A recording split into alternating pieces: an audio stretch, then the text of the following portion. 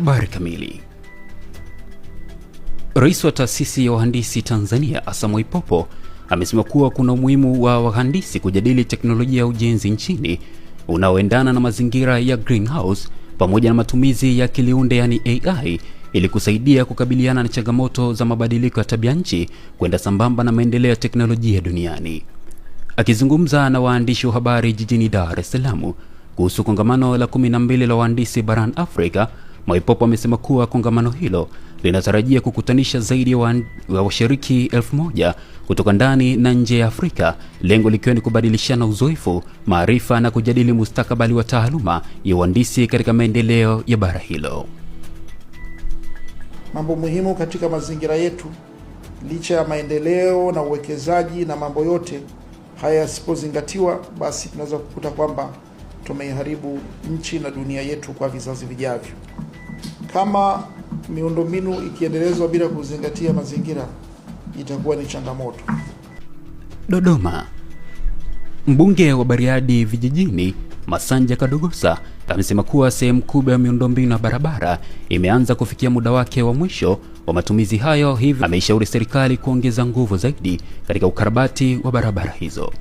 Akichangia hotuba ya Waziri wa Ujenzi nchini Mheshimiwa Abdalla Ulega kuhusu makadirio ya matumizi ya wizara hiyo kwa mwaka wa fedha 2026/27, Mbunge Kadogosa amesema kuwa barabara nyingi zilizojengwa miaka ya nyuma sasa zinahitaji matengenezo makubwa kutokana na uchakavu wake.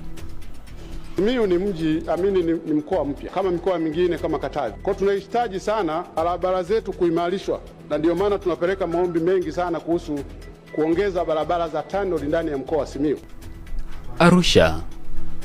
Mkuu wa mkoa wa Arusha Mheshimiwa Amos Makalla amesema kuwa waandishi waendesha ofisi ni watumishi muhimu watakaosaidia majukumu yao kwa ufanisi na kwa heshima kubwa.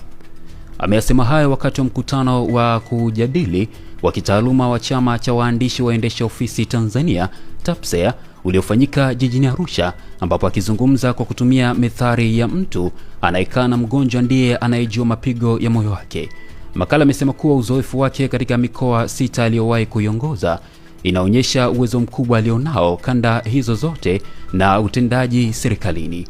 Aidha, amepongeza katibu tawala wa mkoa wa Arusha Dr. Toba Nguvila kwa kuthamini na kujali watumishi hao.